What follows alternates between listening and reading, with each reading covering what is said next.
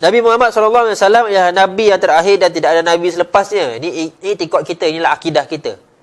Faham? Jangan lepas ni ada pula orang aku Nabi, kamu kata ni lah Nabi lepas Nabi Muhammad. Tak ada dah. Akidah kita jelas. Kita beritahu siapa Nabi terakhir? Nabi Muhammad. Ini adalah kata sebulat suara umat Islam, iaitu ijma'. Di dalam agama kita pula dikenali sebagai suatu perkara yang mesti kita ikut atau mesti kita ikat dia.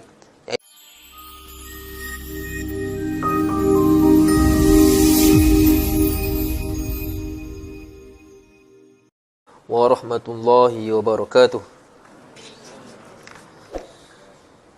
Alhamdulillahirabbil alamin wassalatu wassalamu ala asyrafil anbiya'i wa ala alihi wa sahbihi ajma'in. Alhamdulillah, pertama-tama sekali marilah kita ucapkan syukur pada Allah Subhanahu wa taala dengan limpah kurnianya Allah memberi keizinan kepada kita untuk kita sambung pengajian Fiqh Al-Sirah 1. Selawat dan salam ke atas junjungan besar Nabi Muhammad sallallahu alaihi wasallam, di atas pengorbanan baginda bersama para sahabat. Alhamdulillah, iman dan Islam sampai kepada kita pada hari ini. InsyaAllah hari ini sambung muka surat yang ke-29 bagi tajuk pemilihan Semenanjung Tanah Arab sebagai tapak penyebaran agama Islam. Seperti mana yang Ustaz dah ceritakan pada minggu-minggu yang lepas, Semenanjung Tanah Arab pada ketika itu berada di tengah-tengah kemelutan dua kuasa besar dunia, iaitu di belah timur adanya Empayar Parsi dan di belah barat ada Empayar Rom. Okay, dan kita lihat bagaimanakah perangai bangsa-bangsa Arab, Semenanjung Tanah Arab dia pada masa ketika itu, sebagaimana yang telah diceritakan oleh Muhammad Al-Mubarak, seorang profesor Mesir, telah mengutarakan pendapat dengan katanya orang yang memerhati dan memandang kepada bangsa Arab akan dapat melihat bagaimanakah bangsa Arab boleh berdiri di masa silam di tengah-tengah dua tamadun yang melebar kiri dan kanan. Di sebelah kirinya tamadun barat yang keterlaluan telah cuba menciptakan gambaran dan imej manusia dengan alirannya yang kering pucat, tidak berhias dan tidak berjejas dengan hakikat keinsanannya. Di sebelah kanannya pula tamadun kerohanian dan kejiwaan yang melambung dalam alam khayalan seperti yang terdapat di India, China dan sebagainya. Setelah kita dapat menggambarkan hal keadaan bangsa Arab dan semenanjungnya sebelum Islam, juga hal keadaan bangsa-bangsa lain yang mengelilinginya, maka mudahlah kita menyingkap di sebaliknya apakah hikmah-hikmah Allah mengutuskan Rasulullah SAW di Semenanjung Tanah Arab itu. Dan bangsa Arab pula merupakan golongan pertama buat merintis jalan-jalan ke arah penyebaran obor seruan dakwah Islamiyah yang kini telah dianuti oleh umat Islam di seluruh pelosok alam. Masuk hikmah. Hikmah ni lah suatu benda yang tersembunyi. Dia tak tunjuk sekarang, kan? Kamu belajar bersungguh-sungguh, insya-Allah ada hikmahnya masa hadapan, kan? Kamu tahu apa hikmahnya? Tak tahu, sebab benda tersembunyi, belum ditunjukkan, kan? Siapa yang bilakah masa ditunjukkan hikmahnya? Kemudian, orang terkemudian nampak inilah hikmah-hikmah yang ada. Sekarang kamu tengah hafal Quran, umur berapa? 12, 13, 14, 15, 16 tahun hafal Quran. Apa hikmahnya sekarang? Dapat tahu tak? Tak tampak, sebab kita tengah mengaji, tengah menghafal Al-Quran. 5 tahun akan datang, 10 tahun akan datang, barulah kamu nampak apa hikmahnya menghafal Al-Quran. Oh, bila dah hafal Al-Quran, aku bertanggungjawab untuk ajarkan kepada orang lain. Nampak? Itulah hikmah dia. Oh, aku bila dapat tahu Al-Quran, aku dah dalami ilmu-ilmu tajwid. Ya, aku ajar pula adik-adik aku. Ajar pula anak-anak aku. Nampak? Itulah hikmahnya bila kita belajar Al-Quran sekarang. Sekarang nampaknya hikmah? Tak nampak. Sebab itulah hikmah ni ialah barang yang tersembunyi, benda-benda yang kita tak nampak sekarang, tapi masa demi masa akan menunjukkan apakah kebaikan, apakah hikmah yang Allah berikan kepada kita jika kita lakukan suatu kebaikan sekarang. Bukanlah seperti mana yang disangka oleh setengah golongan yang mengatakan bahawa pengikut-pengikut agama yang sesat adalah sukar untuk mengubati jiwa mereka dan sukar untuk memberi tunjuk ajar kerana mereka ini taksub, iaitu fanatik, dan membanggakan keburukan, membanggakan kehancuran dan membanggakan kemusnahan yang pada sangkaan mereka semuanya baik. Sedangkan mengubati dan memberi tunjuk ajar kepada mereka yang sedang mencari-cari kebenaran lebih mudah, kerana ini sama sekali tidak menafikan kejahilan mereka sendiri dan tidak pula membanggakan atau memegah-megah dengan hasil tamadun, kerana mereka langsung tidak mempunyai tamadun. Golongan ini paling mudah sekali untuk diperbaiki dan diberi dorongan kepada mereka. Bagi kita, bukanlah ini yang dikatakan hikmah ilahi, kerana penganalisaan yang seumpama ini hanya tepat kepada mereka yang mempunyai daya dan tenaga yang terbatas sahaja, memilih yang senang dan meninggalkan yang susah kerana tidak mahu penat dan lelah. Analisa bagi penulis ini bagi tahu kepada kita bahawa keadaan pada masa itu, bagaimanakah bangsa Arab ni ada tamadun tak? Jawapannya tak ada. Bangsa Arab tak ada tamadun waktu tu. Sebabnya dia duduk dekat tengah-tengah padang pasir. Jauh terperosok ke dalam sikit kedudukan dia dekat semenanjung tanah Arab. Belah kirinya ada tamadun Parsi, belah kanannya ada tamadun Rom.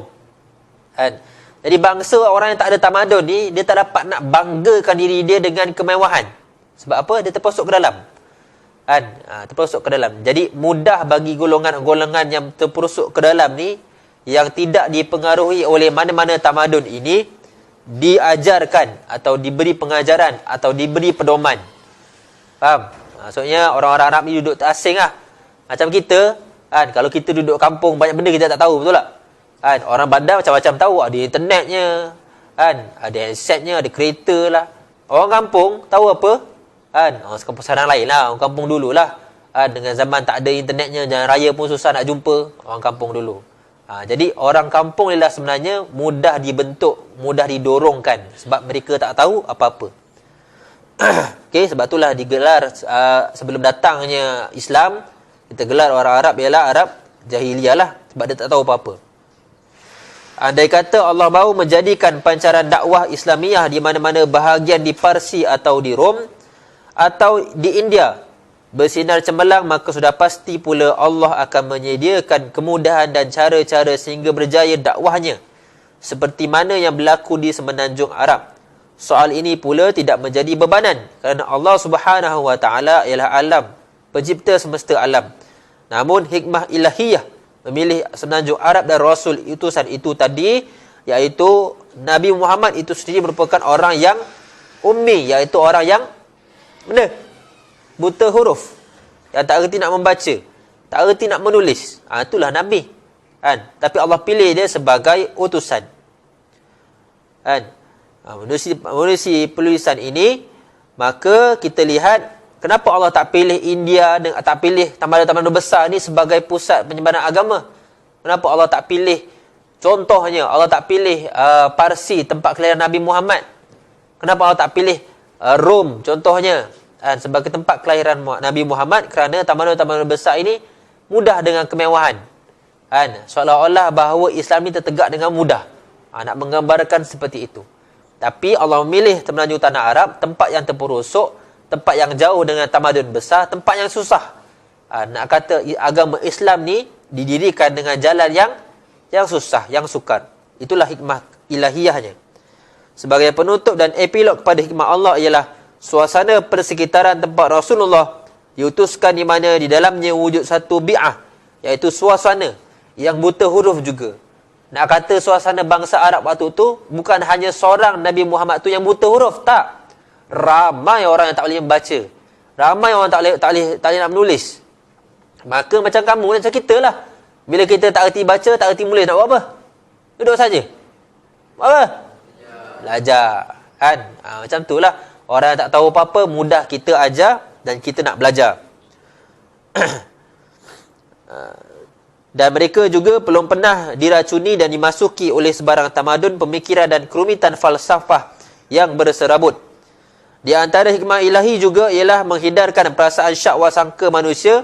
Apakah Nabi Muhammad SAW ini boleh membaca dan mempelajari kitab-kitab lama yang mengandungi sejarah manusia purba dan tamadun negara tetangga, dan menghindarkan juga sangkaan buruk terhadap Nabi Muhammad sekiranya dakwah Islamiah ini timbul di kalangan umat manusia yang bertamadun, yang mempunyai falsafah seperti Parsi, seperti Greek tua atau Romawi. Sebabnya ialah sangkaan buruk ini akan memberi satu gambaran yang buruk, iaitu dari siri tamadun dan falsafah yang terakhir dalam membentuk tamadun yang tulen serta kemas dengan perundangan yang lengkap. Faham tak? Ustaz jelaskan lah. Ayat ni lebih general, maksudnya lebih umum. Maksudnya macam ni.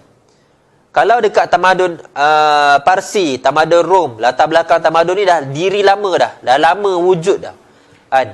Dan banyak dah falsafah dan pemikiran yang ada dekat dalam tamadun tersebut. Sebagai contoh dalam tamadun Rom, yang membawa ajaran Kristian. Sudah pasti kenapa Allah tak pilih Rasulullah duduk dekat tamadun Rom, supaya orang tak tuduh Nabi Muhammad ini bawa ajaran agama Kristian. Nampak hikmah dia? Supaya Allah pilih semenanjung tanah Arab, tempat yang tandus, tempat yang terperosok, tempat yang terpencil, supaya agama Islam ini dinampak dibawa tulen. Inilah agama yang baru muncul dan ia tulen. Ia tidak dipengaruhi oleh tamadun Rom, tidak dipengaruhi oleh tamadun Parsi. Faham? Sebabnya dua-dua tamadun dah korup dah, rosak dah agama dia. Muncul tempat lain yang mana agama ni asli, tidak dipengaruhi oleh tamadun-tamadun yang lampau. Okey? Dan dikuatkan lagi dengan Nabi Muhammad itu sendiri ummi. Mana boleh orang buta huruf baca buku-buku kitab-kitab lama? Tak boleh baca. Jadi itulah hikmah Allah memilih semenanjung tanah Arab. Hikmah-hikmah ini telah pun diterangkan dengan tegas dan jelasnya dalam Al-Quran dalam surah Al-Jumu'ah. A'udzu billahi minasyaitonir rajim.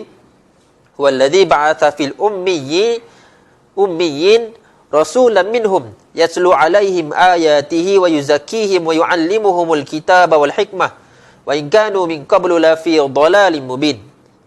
Ayat berapa? Ayat? Oh, tak ingat dah. Ayat kedua. Maksudnya dialah Allah yang telah mengutuskan di kelompok buta huruf seorang utusan daripada kalangan mereka untuk menyampaikan mereka ayat-ayatnya dan menjauhkan mereka daripada syirik dan mengajar mereka kitab-kitab dan hikmat. Dan sungguhnya mereka itu dahulu dalam kesesatan yang amat sangat, yang amat nyata, dhalalim mubin. Sudah kehendak Allah mengutuskan utusannya yang buta huruf, begitu juga bangsa yang akan timbul Rasul di kalangannya, juga kebanyakannya buta huruf, agar mukjizat kenabian dan syariat Islam itu terjulang nampak dan jelas di antara dogma-dogma dan seruan manusia lain yang beraneka corak.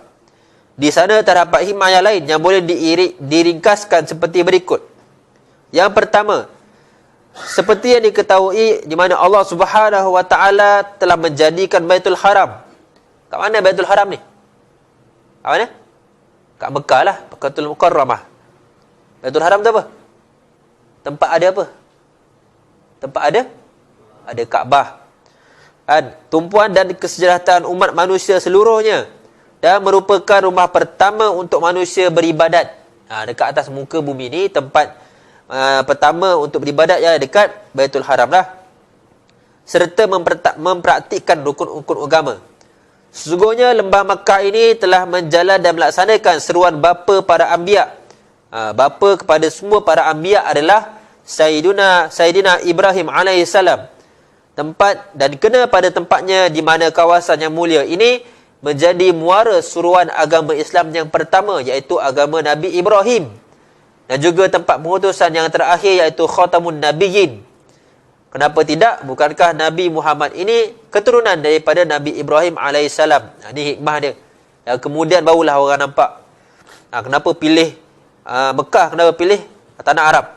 Dua, dari segi kedudukan ilmu alam, maka semenanjung tanah Arab ini dipilih untuk menjadi beban tanggungjawab dakwah Islamiah kerana situasi dan kedudukannya di tengah-tengah berbagai bangsa. Kalau kamu buka peta dunia, memang betul semenanjung tanah Arab ni duduk kat tengah-tengah.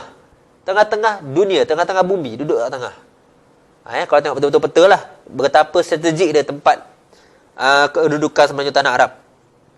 Apa hikmah dia? Hikmah dia adalah memudahkan penyebaran dakwah Islam di kalangan bangsa-bangsa dan negara di sekelilingnya.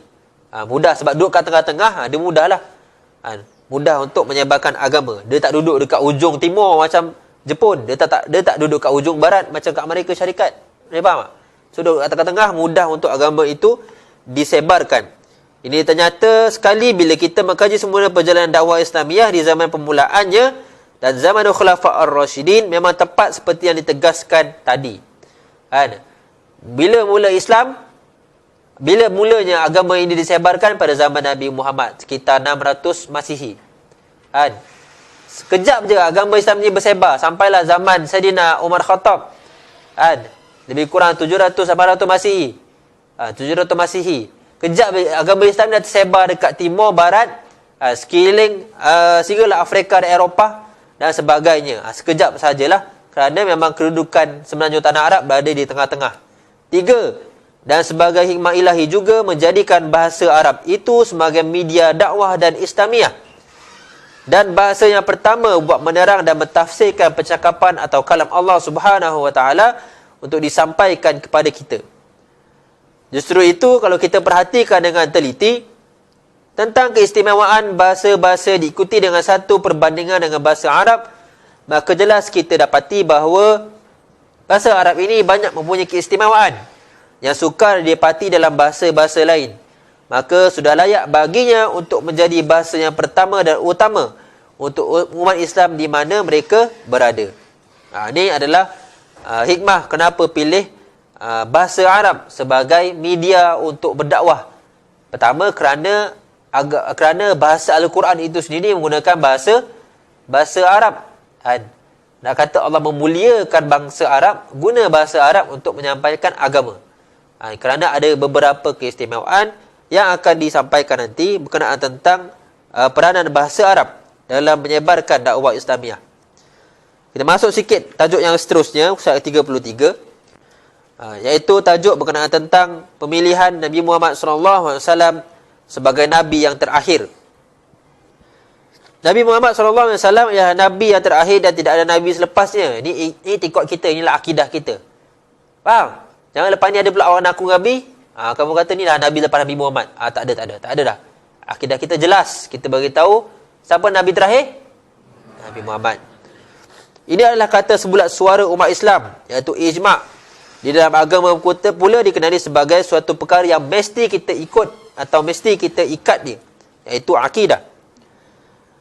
Sepotong hadis Nabi yang berbunyi, inna mathali wa mathalal anbiya'i min qabli kamathali rajulin bani baitan fa ahsanahu wa ajmalahu illa mawdi' labinatin min zawiyatin faja'alan nasu yatufuna bihi wa ya'jabuna lahu yaquluna halla wudi'at hadhihi lamina qala fa ana laminatu wa ana khatamun nabiyyin.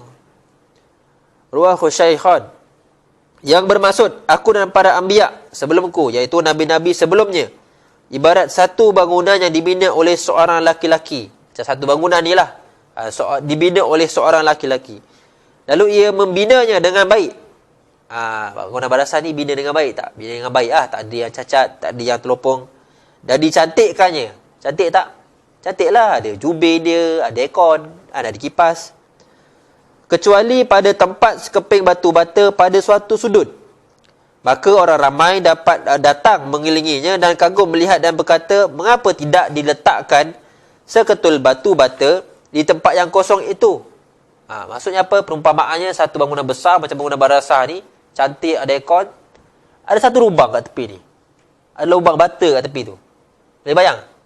Lubang bata kat tepi tu. Maka akulah bata-bata itu dan akulah penyudah segala nabi. Itu perumpamaan dalam hadis yang nabi yang diriwayatkan oleh Syaikhan.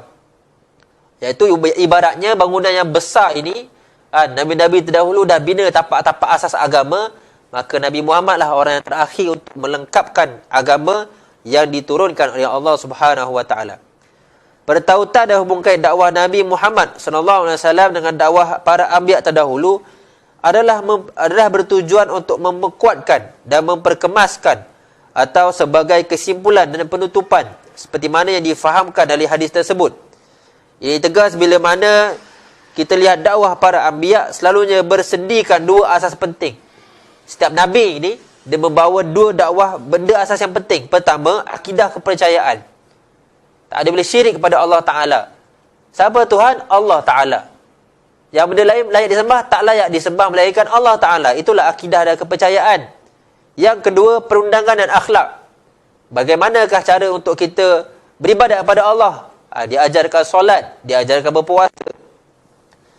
Dan akhlak. Akhlak ni lah bagaimana kita interaksi kepada manusia, kepada makhluk yang lain. Okey? Dua benda tu, akidah kepercayaan, dua perundangan. Dari segi akidah kepercayaan langsung tidak berubah sejak Nabi Adam. Ingat, akidah ni tak berubah sejak Nabi Adam. Nabi Adam wujud, maka Tuhannya tetap Allah Ta'ala. Sampailah Nabi Muhammad, siapa Tuhan? Allah Ta'ala. Tidak berubah. Nabi yang terakhir iaitu kepercayaan kepada Allah yang Esa. Mensucikan Allah dari sifat kekurangan dan percayakan hari akhirat. Hisab amalan manusia, syurga dan neraka. Tiap Nabi menyeru kaumnya kepada kepercayaan tersebut. Semua Nabi bawa kepercayaan yang sama. Ada syurga, ada neraka. Buat baik masuk syurga, buat jahat masuk neraka. Tiap Nabi juga menyokong dan menegaskan apa yang Nabi-Nabi terdahulu bawa ialah perkara yang betul, perkara yang sama. Rangkaian pengutusan para anbiya sekaliannya menunjukkan kepada kita yang Nabi-Nabi semuanya diutuskan supaya menyuruh manusia ke arah keimanan dengan Allah Subhanahu wa taala seperti mana yang dijelaskan dalam surah Asy-Syu'ara ayat yang ke-13. Syara'a lakum minad din ma wassa bihi Nuha wallazi auhayna ilaik wa ma wassayna bihi Ibrahim wa Musa wa Isa an aqimud dina wa la tatafarraqu fihi. Maksudnya diturunkan kepada kamu sekalian agama seperti mana yang diutuskan kepada Nuh. Apa peristiwa Nabi Nuh? Banjir besar dengan kapal dia kan? Sama, seruannya ialah nak ajak manusia ketika itu patuh kepada Allah Ta'ala. Tapi disebabkan engkar, maka Allah turunkan bala. Dan yang diwahyukan kepada seperti juga yang diutuskan kepada Nabi Ibrahim. Zaman Nabi Ibrahim apa yang berlaku? Apa yang berlaku pada Nabi Ibrahim? Dibakar hidup-hidup. Kenapa kena bakar hidup-hidup? Sebab seruannya Nabi Ibrahim bawalah, iaitu mengesahkan Allah. Dan apa yang diutuskan juga kepada Nabi Musa. Nabi Musa hidup zaman apa? Zaman Fir'aun. Kenapa kena lawan Nabi Musa? Kerana Nabi Musa bawa seruan yang sama, iaitu mengesahkan Allah Ta'ala. Dan juga seruan yang sama kepada Nabi Isa AS. Apa berlaku kepada Nabi Isa? Setengah pendapat disalib dan diangkat ke langit. Begitulah. Kenapa dibenci oleh kaum dia? Kerana menunjurkan ataupun mengutuskan perkara yang sama, iaitu mengesahkan Allah Ta'ala, iaitu menegakkan agama dan jangan berpecah belah kerananya.